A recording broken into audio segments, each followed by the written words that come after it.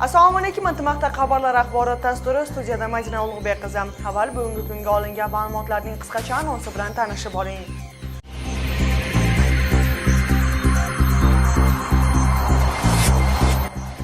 Tumov sababli Qirg'izistondagi 141 maktab karantinga yopildi.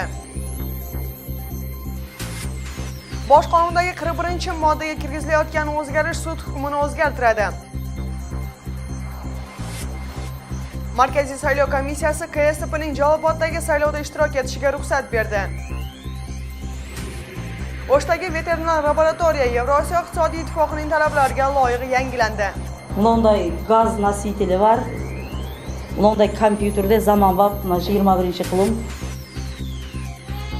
Arondagi maktablarning birida qo'shimcha dars uchun pul to'planadi. Menga o'shanday ota-onalarda arizatdan tushgan emas-da. Tushsa men uni tek qo'ymayman-da. Действительно men uni сразу qarayman.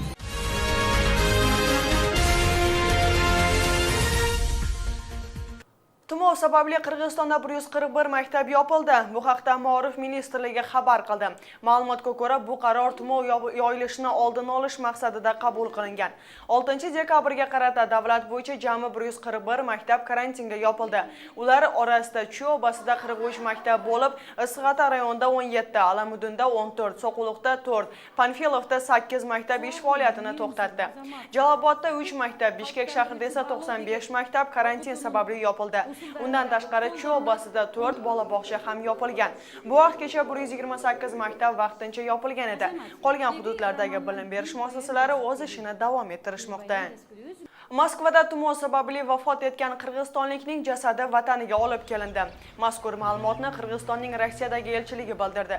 Elchilik marhumni olib kelishga tegishli hujjatlarni to'liq bitkazib, yo'l haqqini esa vafot etgan qiz ishlagan firma to'lab berganligini ma'lum qildi. Eslatib o'tsak, 20 yoshdagi qiz tumov o'tishib ketganligi oqibatida ko'z yumib, uning jasadi o'zi yashagan uydan topilgan. Vafot etishining aniq sababi sud ekspertiza tekshiruvidan keyin ma'lum bo'ladi. Jalobod hududiy saylov komissiyasi KSTP partiyasining saylovdan chetlatish bo'yicha qarorini bekor qildi. Unga gender me'yorini saqlamaslik uchun boshqa partiyalarning noroziligiga sabab bo'lgan KSTP partiyasi saylovda ishtirok etadi. Mazkur partiyani saylovdan chetlatish bo'yicha qarorni Jalobod hududiy saylov komissiyasi chiqargan edi. Qarorni nima uchun qayta bekor qilganligi bo'yicha navbatdagi lavhada so'z bo'ladi. Jalolobod hududiy saylov komissiyasi 30-noyabr kuni KSDP partiyasining nomzodlari tizmasini tarqatib yuborgan. Bunga KSDP nomzodlari tizmasini tuzishda gender me'yorlari saqlanmagani va joylashtirish tartibi buzilgani sabab ekanligi aytilgan. Biroq ko'p vaqt o'tmay hududiy saylov komissiyasi masala o'z vaqtida ko'rilmay, tegishli qaror kechiktirilib qabul qilingan deyilib, avvalgi qaror ham kuchsizlantirilgan. Sababi hududiy saylov komissiyasi raisi Baxtixon Nuraliyeva KSDP partiyasining saylov tizmasidagi kamchiliklarni o'z zimmasiga olgan. Shundan so'ng raisa vazifadan ozod etildi. KSDP partiyasi esa saylovda qatnashadigan bo'ldi. O'shanda genderlik balans saqtalib o'tadi. 33% ayollar, 67% erkeklar bo'ldi. O'sha menen 3-kechagi o'tilgan o'tirumda qabul qilingan chechimlar men mizamdu deb aytsak bo'ladi. KSDP partiyasini saylovdan chetlash bo'yicha chiqarilgan qaror O'nugu Progress, Atajurt va Atamekin partiyalarining shikoyatidan so'ng qabul qilingan edi. Shuning uchun ushbu partiyalar rad etilgan qaror bo'yicha Markaziy saylov komissiyasiga murojaat qilishga shaylanib turishibdi. Chunki hududiy saylov komissiyasi o'zi chiqargan qarorni o'zi rad etayotgani qonunga muvofiq emas, balkim qarshidir. Bu yerda o'sha partiyaningdagi aymoq saylov komissiyasida, bor saylov komissiyasida gunohi bor deb hisoblaymiz. Hem bu bo'yicha O'nugu siyosiy partiyasigacha arz yozib, bor saylov komissiyasiga qayrildik. O'sha 2-dekabr kuni qabul qilingan to'xtamni kuchini qoldirib berish bo'yicha. Buni ham bor saylov komissiyasi arzni qarab javob beradi degan umiddamiz. KSDP partiyasini saylovdan chetlatish bo'yicha chiqargan qarorini rad etilishi ba'zi siyosiy ekspertlarning fikricha to'g'ri bo'lmagan. Chunki bungacha hududiy saylov komissiyasi partiya nomzodlarining tizmasini ko'rib chiqib, qonunga mos bo'lgan o'zgarmas qarorga kelish kerak edi. Va bu hududiy saylov komissiyasi raisasining aybi deydi O'rozgul Anarbayev. Buni o'zi jo'qqa chiqardilar. Anan keyin men ertemenen azodlikdan o'qib qoldim, qayra qabul olibdir deb.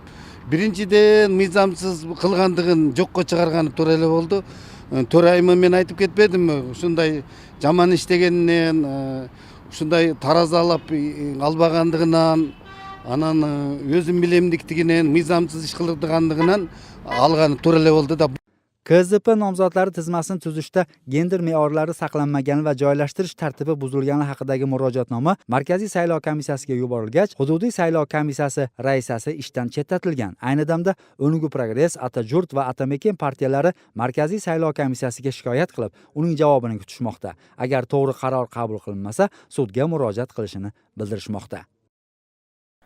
Bosh qonunning 41-moddasiga kiritilayotgan o'zgarishga ko'pchilik norozi. Unda Qirg'izistonda chiqarilgan sud qarorlariga xalqaro tashkilotlarning aralashishi cheklanadi.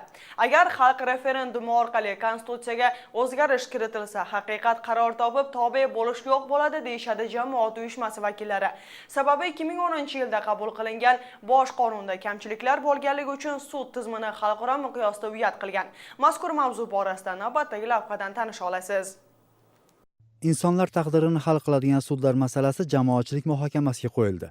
Bu boradagi qonunga o'zgartirishlar kiritilib, tarmoq vazifasini rivojlantirishni faoliyatdagi hokimiyat asosiy maqsad sari olg'a surmoqda.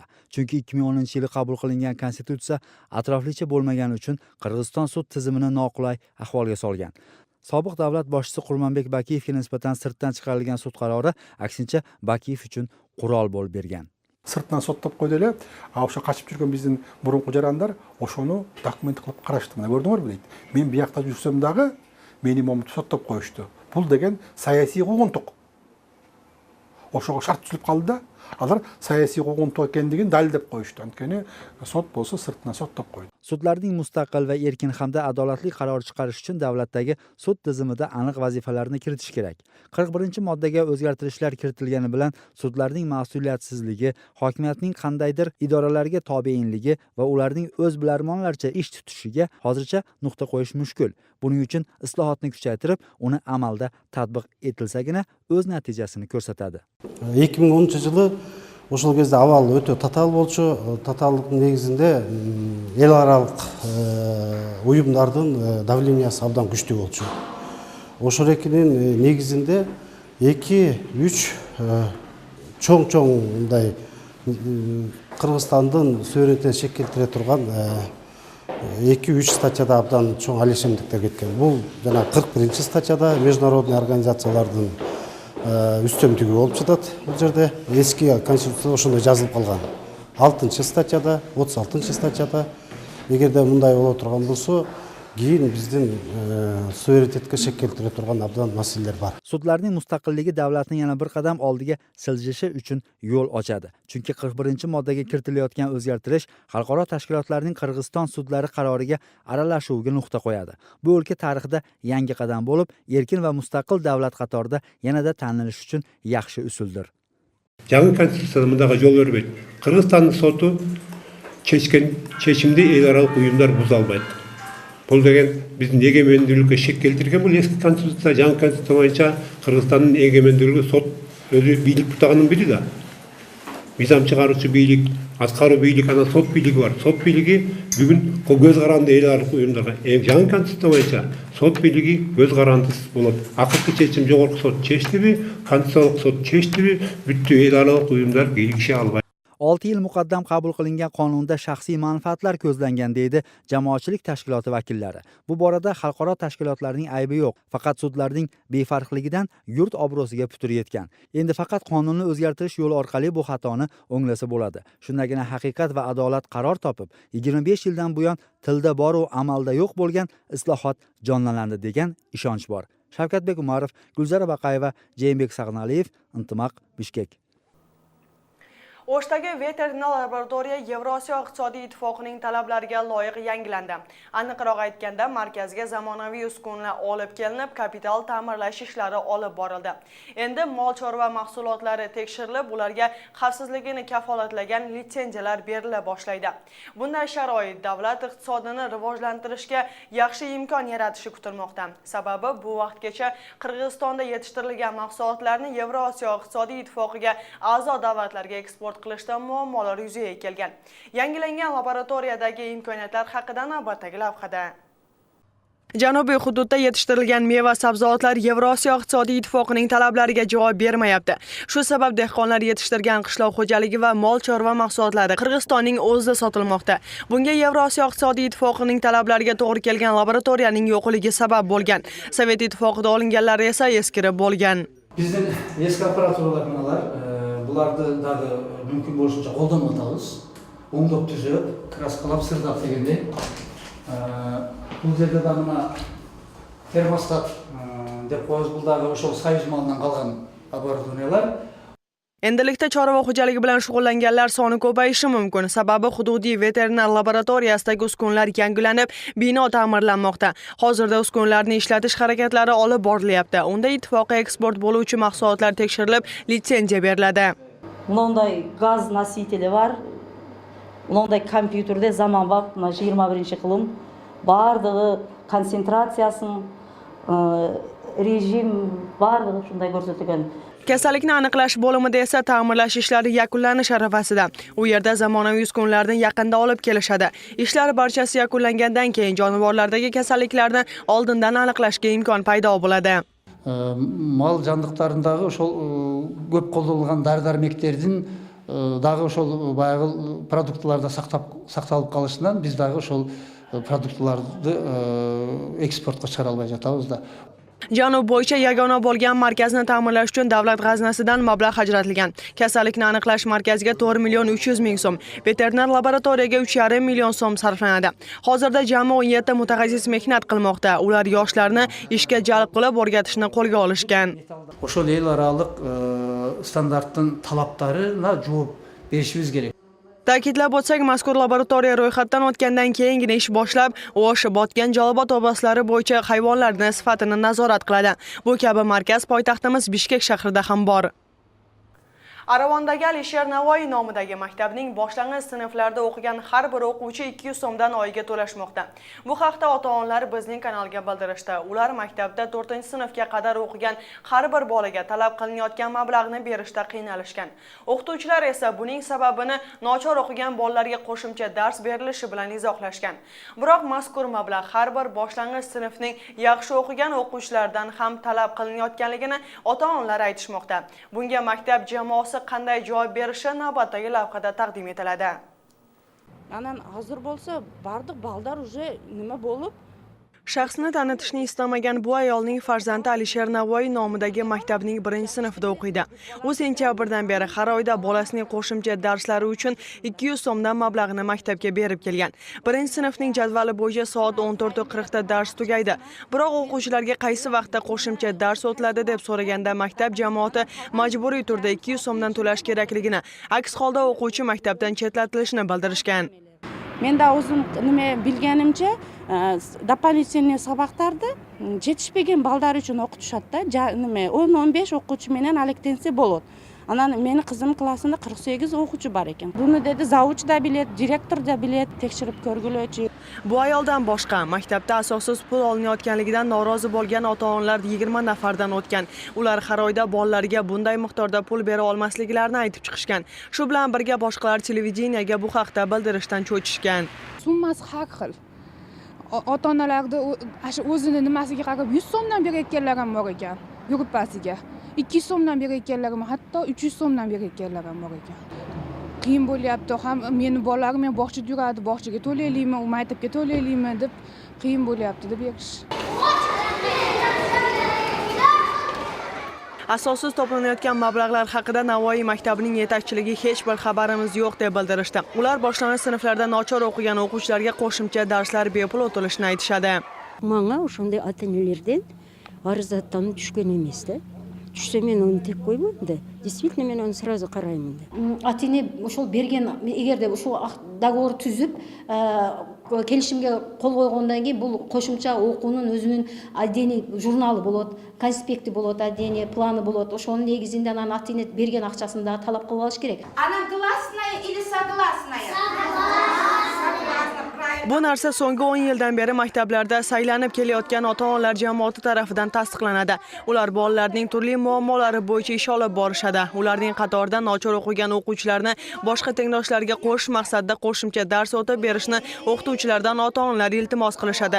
Shuningdek, ularga to'lanuvchi mablag' kelishim asosida belgilanadi. Buning uchun yaxshi o'qigan o'quvchilardan pul talab qilinmaydi. Berayotgan ota-onalarga aytат elimda, biz заставлять etib atat debchi.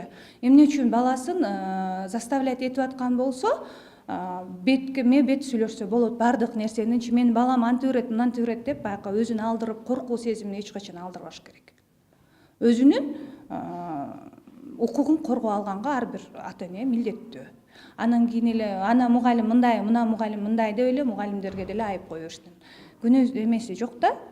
Ta'lim qonuniga ko'ra maktablarda o'quvchilar bepul bilim olishi lozim. Qo'shimcha darsga muhtoj bolalardan mablag' yig'ish ham qonunbuzarlikka kiradi. Атайын өзүнүн органдары бар деме. Бул финансовый акча маселеси боюнча кетип атпайбы? Ошол ата-энелер эгерде арызданган болсо, ошол органдарга, ошолор териштирип, тергөө амалдарын жүргүзүп, бизге сунушун талабын берсе, биз ошого карап туруп, тергөөнүн жолбосо ошол менен орган кандай талап берсе, ошонун жыйынтыгына карап, мыйзам чегинде чара көрүлөт. Navoiy nomidagi maktab Aravondagi eng katta maktablardan biri. U yerda jami 2600 o'quvchi bo'lsa, ularning deyarli yarmi boshlang'ich sinfda bilim olishadi.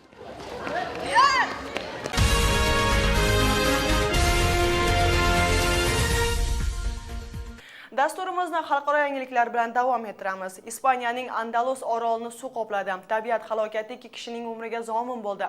Malaga hamda Cadiz provinsiyalarida uy-joylar butunlay suv ostida qolgan. U yerdagi aholi xavfsiz yerlarga ko'chirilib, halokat natijalarini bartaraf qilish ishlari olib borilmoqda. Ispaniyaning Andalusiya orolidagi yashovchilar suv toshqini oqibatlarini oldini olish ishlarini boshladi. O'tgan hafta dam olish kunlari ushbu joyni suv qoplagan edi. To'lqinli suv toshqinlari endi bartaraf etildi. Tabiiy ofatdan 2 kishi vafot etgani aytilmoqda. Malaga provinsiyasida bir ayol va Cadizda bir kishi vafot etgan. Biz bir qancha irет бийликке кайрылдык. Дарыянын астын казып кеңейтүү керектигин айтып, талкаланган буюмдарды ордун толуктаса болот. Бирок каза болгон адамдарды кайтаруу мүмкүн эмес да. Эртерээк чара көрүлүшү керек болчу. Andalусиянын куткаруу кызматыга halokati vaqtida 1300 ga yaqin yordam chaqiruvlar tushgan. Shahardan olis joylashgan aholi yashovchilari suv toshqini sabab o'z uylarining tomiga chiqib jon saqlashgan. Bir necha kishilar evakuatsiya qilindi. Turar joylarni butunlay suv qoplagani uchun ayni damda Malaga va Cadizda maktablar va kasalxonalar berkitildi. Facebook, Microsoft, Twitter va YouTube ijtimoiy tarmoqlari birgalikda ekstremistik ma'nodagi kontentlar uchun umumiy baza ochishni rejalashtirmoqda. Unda ijtimoiy tarmoqlar terrorchilikka targ'ib qilgan videolarni va suratlarni e'lon qilishni, taqiqlash ishlarini olib borishni rejalashtirishyapti. Bu ish bilan kompaniya rahbarlari terrorchilikka qarshi kurashishga hissasini qo'shishni ko'zlashgan. Kontinentning maqsadi ijtimoiy tarmoqlarga kirgizilayotgan ekstremist bildiruvlarni, suratlarni va videolarni yoyilguncha cheklab qo'yish bo'lib hisoblanadi. Italiyaliklar konstitutsiyani o'zgartirish bo'yicha o'tkazilgan referendumda qarshi ovoz berishib, hukumatni mag'lub qilishdi. Endi davlatning premyer-ministri o'z so'zida turib xizmatdan ketish arafasida. Aholi siyosiy vaziyat barqaror emasligini aytib, Rimdagi hukumat binosi oldida to'planishdi. Dushanba kuni Rimdagi hukumat imoratining oldiga yig'ilgan xalq konstitutsiyaviy reformaga qarshi bo'lib, natijada hukumatni yengib chiqishni ta'kidlashmoqda.